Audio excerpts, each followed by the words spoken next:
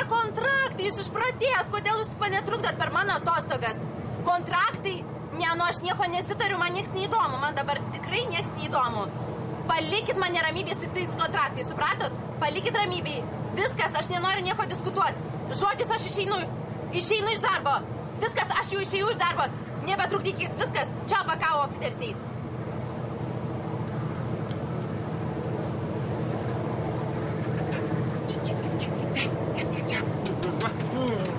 Na, kaip sekasi? Daivingas yra stebuklas. Jo. Niekas neskambino? Ne, niekas neskambino. Bleba, nesuprantu, supranti, Lietuvoje tokių rekeliukų neįspręstų palikau. Ten milijoninis kontraktas turi pasirašyti. Aš turiu grįžti pasirašyti ir viskas, ir mes turtingi. Tokio darbelio, kaip dabar dirbu, gyvenime žmonės nesuranda. Tokia firma, tokie partneriai, čia fantastika. Nesuprantu, gal kažkas su telefonu? Nežinau, tikrai nieks neskambino. Nu ką, tada belieka poilsiaut? Poilsiaukim.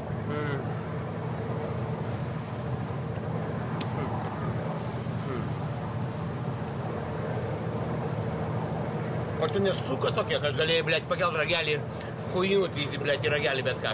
Galėjau, o ką? Galėjai? Galėjau. Jeigu mane išvarė iš to darbo, blėt, santechnikų, tai tau pizda. Tu žinai, kiek santechnikai, blėt, tai yra aukso, blėt, gysla Lietuvoj. Šūdus krapščiai čia yra, blėt, ne kiekvienam duota, blėt. Ne kiekvienas gali sau leist į 10 metų kartą išvažiuoti į Egiptą 2 žvaigždučių, blėt, viešbutį. Nek nesprato, aš atostogauju. Nu, o aš ką čia, neatostogauju? Užtenka vaidinti, blėt, vėl atgal ant gultų, blėt, prie jūros ir dirbti, tipo. Mes vaidinam turtingus, hui čia turtingi, blėt. Galima melioną dar vieną, mister? Ar vėl po dolerį? Mr. White Wine.